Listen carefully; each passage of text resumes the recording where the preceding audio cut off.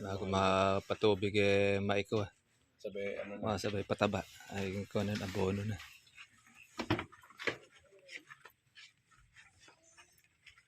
Yeah, mukha tayo mga katribyo po ng ating organic fertilizer. Ito, ang ating solusyon para doon sa lumalalang krisis ng pataba. At sa totoo lang talaga, napakamahal po ng pataba ngayon.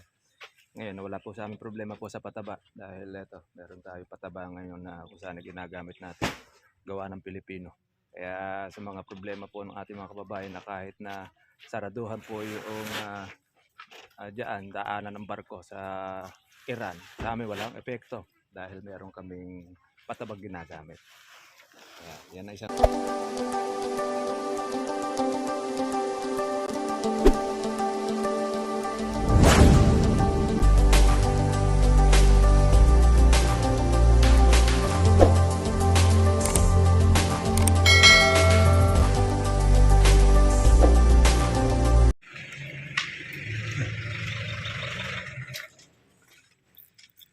ayan, sakto-sakto.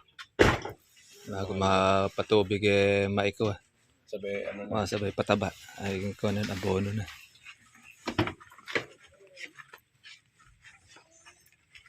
Yeah, mukha tayo mga katribyo po ng ating organic fertilizer. Ito, ang ating solusyon para doon sa lumalalang krisis ng pataba.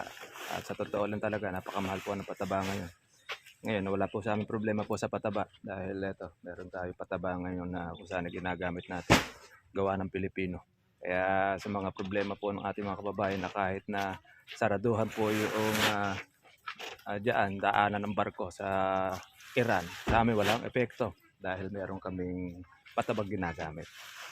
Kaya, yan ay isang sa bagay na mainam na kung tangkilikin yung ating gawang Pilipino na hindi natin na mayahambing po yung kalidad ng ating organic fertilizer na kung saan hindi pa nakakasama doon sa ating kalamansi at hindi nakakasama rin sa mga gulay dahil yung mga minerals ang mahalo. Shoutout po natin yung ating pambaser, sabi apog at dinurog daw po na bato yung ating kawan. Salamat naman at nakapanood ka ng ating pong video at pwede ka rin naman gumawa ng apog tsaka ng dinurog na bato. Ilagay mo sa iyong kalamansian kung gaganda. Kaya yun ang isa natin na masasabi ating tagapanood na apog at bato lang daw yung pataba ni Sir Marvin. Maraming salamat sa iyo. Shoutout natin doon sa ating nagbabas. At yun, ninonegosyo lang doon natin yung iba natin mga katribya. Sa totoo lang, hindi po kukuha po sa atin po ng organic fertilizer po kung hindi na iinaman. Hindi mauubos yung pataba ni Sir Marvin. Pag halimbawa, abo tsaka ako na lang ito. Bato. Ito yung aking kumagahan. Yung itlog. Organic ano? Hindi, ano lang, nilaga. Ayan, laga yan. Yung inyong kuwan almusal.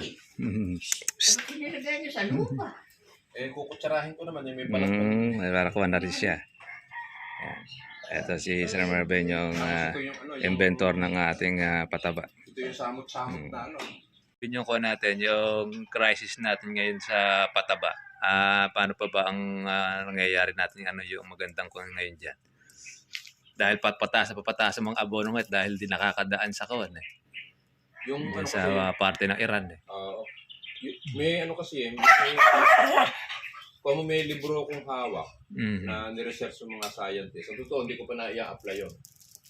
Pero nung tinesting ko na, alarin kasi sa Australia. Meron kasi, may research kasi sa Australia. Yung 10 kilong urea, isang kilo karga sa natin. Isang kilong kon siya. 1 kilo. Yung 10 kilo na yun, kaya lang ang hihalo natin yung powder na humus. Pag hinaluan mo ng 100 gram na humus, hindi pala. 100 gram siya kailangan mo sa isang hektarya. Tapos ay 10 kilo.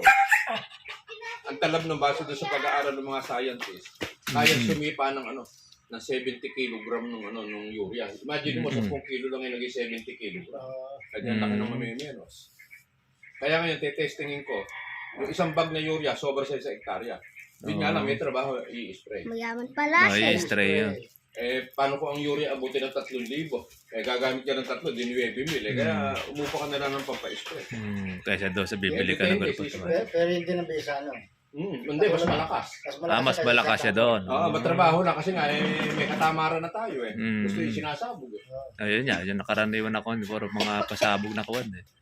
Bali po ako lang ko sa Ayan pag kasi yung petrolyo may pinrases, lahat kasi nung mga residue niyan. Pati nga yung may nabalitaan akong galing ng Saudi eh. Pati pala residue ng nung mga pampahid sa mukha na pampakinis. O galing pala sa petroleum yun. Kaya kung minsan may makikita kang mga pinamamahid sa mukha. Yung mga pangkurudo, yung mga gano'n, may pong halo siya. Basta mayroong isang prosesong lalabas doon, yun nga. Nakalagay doon, petroleum base. Ibig sabihin, doon ang galing. Pero naman, organic kasi sa totoo lang, kasi nga minini na sa ilalim. Kaya yun yung kagandahan nung na yan, yung petroleum base na yan. Kaya lang, problema kasi, sa asairan kasi yung pinaka-the best na Oo, yun ang kuha na pataba. Yan ang sinasabi ko sa'yo, kaya ayaw ko sa'yo paggamit yan. Kaya yan ang nangyari ngayon doon sa natin. Kasi mga kawakom kasi yan, binobomba yung mga barko na nanggagaling dyan. Ang magiging problema ng mga magsasaka natin, yung paglabas ng mga pataba na yan. Meron mang mabibili, ang problema, sobrang ng mga napakamahal naman. Hindi. Sabi pagka bibili ka ng 10 bag na pataba, sabi 30 mil na yun.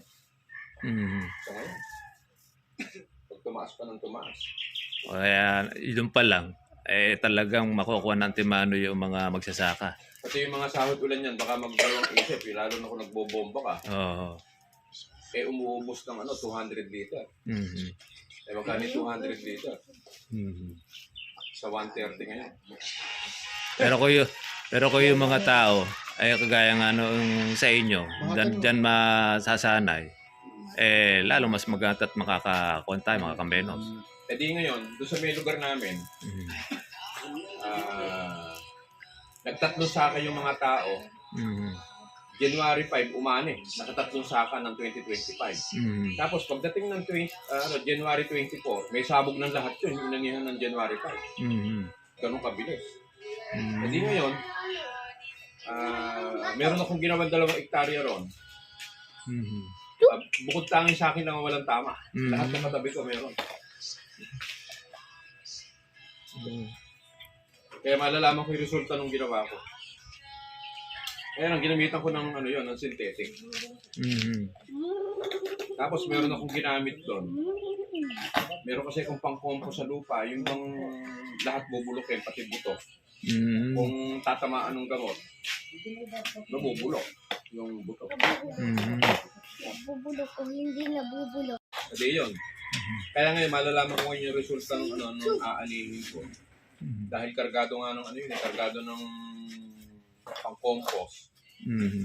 Plus 3 beses kong binomba ng zinc.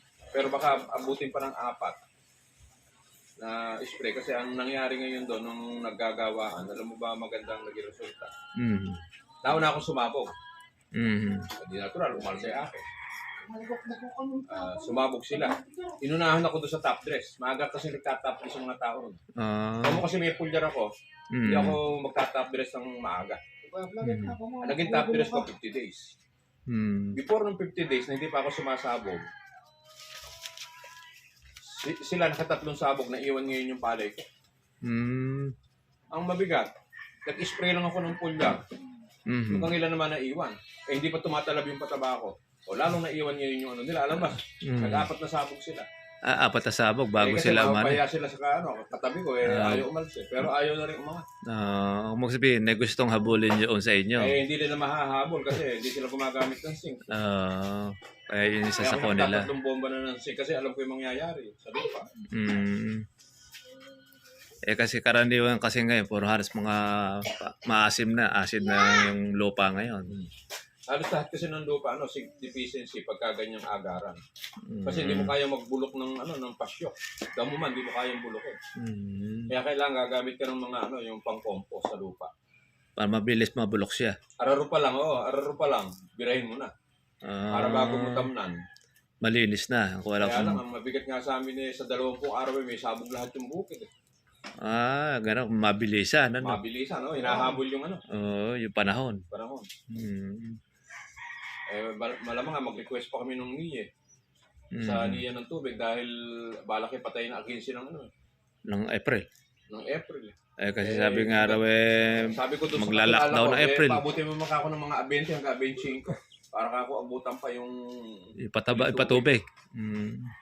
Ay, yun ang magiging malaki epekto pala sa mga kasakay pag halimbawa magla-lockdown ng April na yun. Tubig, kasi re-repairin yung irrigation namin sa may sa Cabanatuan. Isasabay na lang doon sa lockdown na May yan. budget yung maganda yung panahon kaya kailangan maaga umpisahan. Dahil yung pagsasaka sa June. Para maaga ulit makapag-umpisa. Tayo naman po, Kuya, yung ating ginagamit natin sa pataba, hindi ba tayo magiging, yung maubusan ng stock sa organic fertilizer natin? Yung materialis kasi, magiging problema lang pag nag-order uli ako. Dahil mababago yan. Marami pa naman. Hindi kagaya na... Hindi ba ako kamukha nung mga petroleum na Antimano kagad din magsisipagtaas. Kaya nga, hindi pa man sila nakakabili. Isang buwan pang gamit, iminahal na yung Kaya si Marcoleta, galit na galit. Ba't nga ba kagano'n ay kakadoble? Sabi nga ni Presidente, may stock tayo na isang buwan. Tapos 2 linggo pa lang dinagdagan nyo na yung presyo. Ginawa nyo na 120. 1 linggo lang. Hindi, 2 sunod na. 2 sunod, 3. 2 sunod na linggo 120 na yung naging diesel na. O minomonitor nyo Kaya gahaman niya sa... Pero ang totoo nun, may mali ron. Dapat, presidente ka, dapat. Control na. Pinahuli mo yung yung mga nagsipagtaas. May stock tayo itong isang buwan, ba't dapat yan.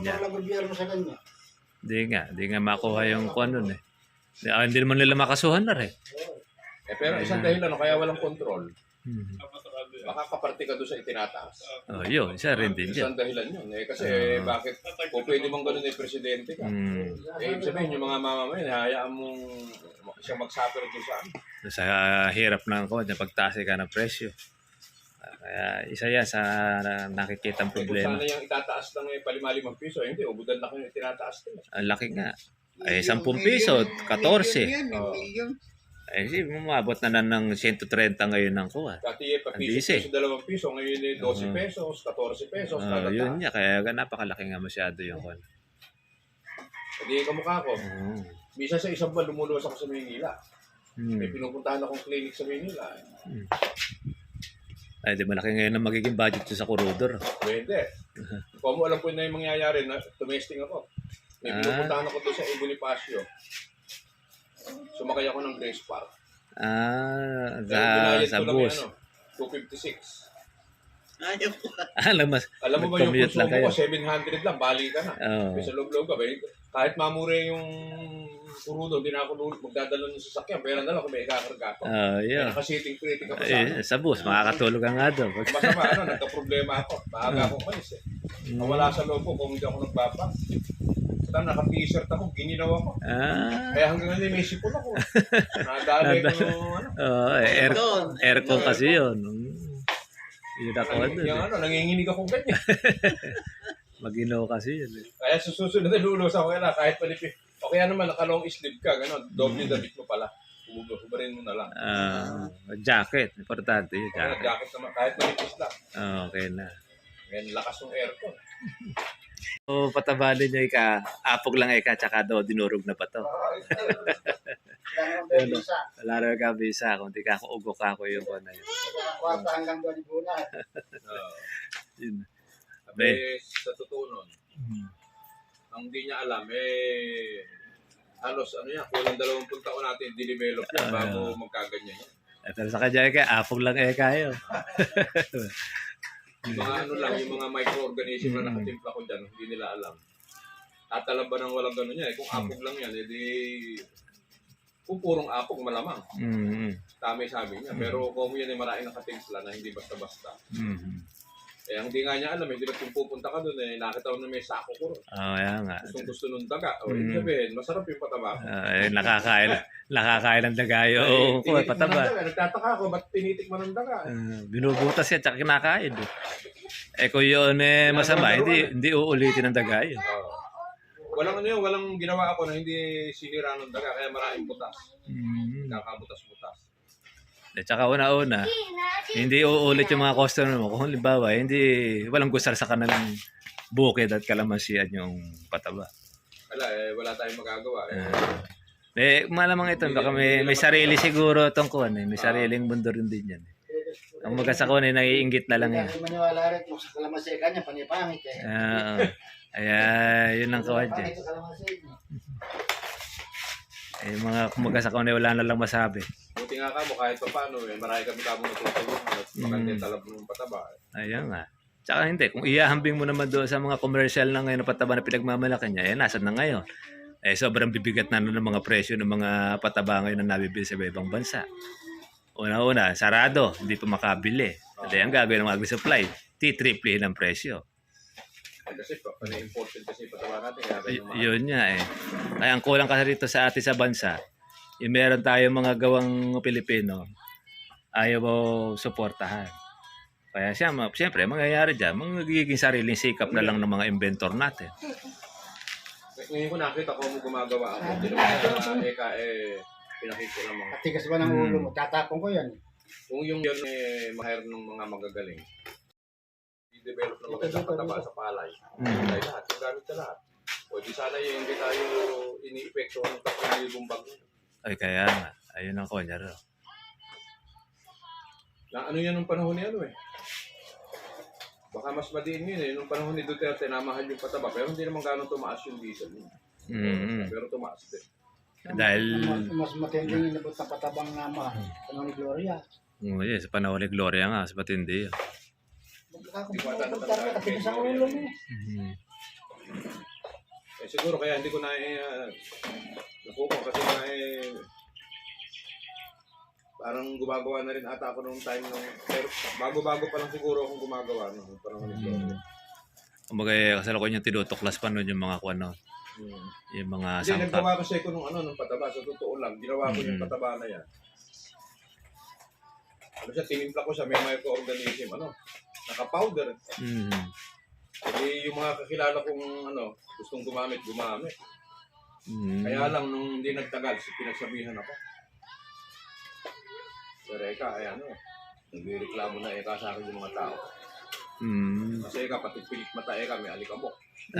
Kasi nga naman parang kuha siya, alikabok na. Pero sa talab wala kami masasabi. Okay, maganda kahit talab niya. Hindi alam naman ako, yung 10 hektarya ko sa bugaw ko mag-isa. Kaya na yan, may na-stock ako nun mahigit siguro 1,000 powder yun. Kaya nangyari ngayon, yung powder na yun, ginanules ko. Hinyalo ko. Kaya siya nagkaroon ng buo-buo na. Kaya buo-buo na. Dahil nga naman yung pagkakaroon ng balikabok nga naman. Sa palay naman yan, mas effective siya kung Kung pulbos.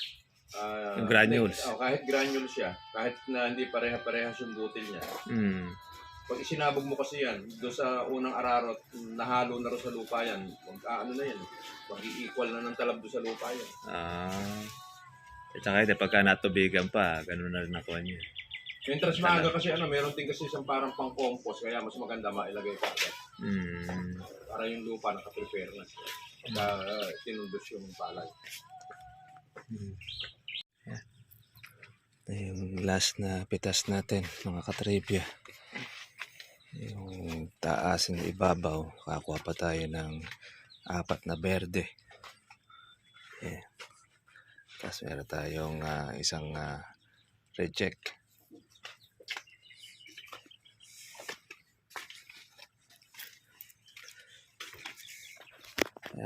Sulit naman po mga farmers po itong ating pitas dito.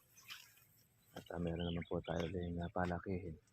Kita pag tutubigan, ayan, lalabas naman ulit ito mga katribya po na paribago ulit bulaklak. Ayan ang kalamansi. Continuous ang pagbubulaklak. Tuloy-tuloy. Kaya sulit. Kumbaga sa kawan, alaga lang tayo ng alaga. Continuous po yung kanyang pagbubunga.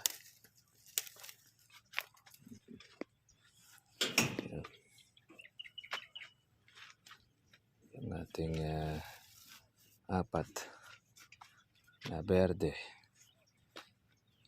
O di ba ni nanay kaya isang hinog? Ibibiyahe, ano?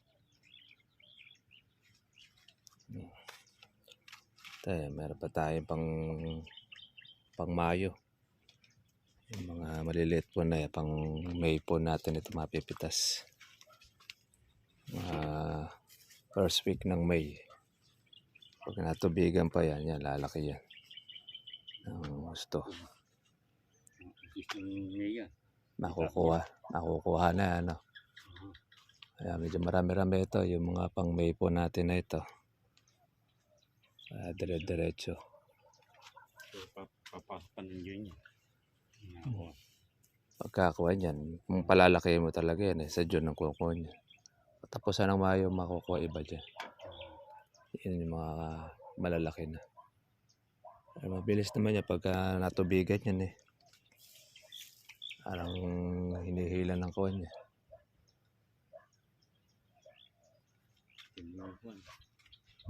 Yung sa power stay na second pa power stay, patay na patay. Isang dito lang yan. Yung panda mo.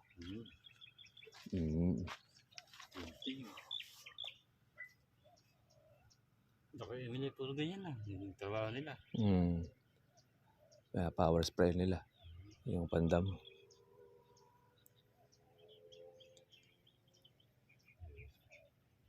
Ay naman na yan wala nang babantayan dito. Papalaki na lang yan. Isang diretso lang yan Walang lang natin ito patubig meron ka pang kamatis saan? Matay yung tatlo rin. Tinimasi ko ng pandam. Natamaan. Iiwasan ko nga, tinamaan. Tatamaan niya kasi malakas yung hangin yung bugad niya.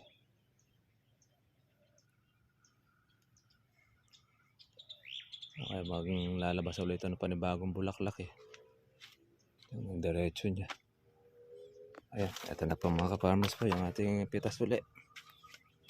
Ayan, bumaba po ngayon. Naging 2,000 na siya. Dati-rati 2-3. Malaki yung binaba. Okay pa rin. Pinapitasan natin para hindi po mag-aalanganin na rin. At sa susunod na lang po yung iba. Okay lang. Oo, marami na yun nakuha natin sa 2-3 Ayos na yun. Kapag nito naman tayo ng 2,000 sa isang bag. Pang tustos natin dito sa ating patubig.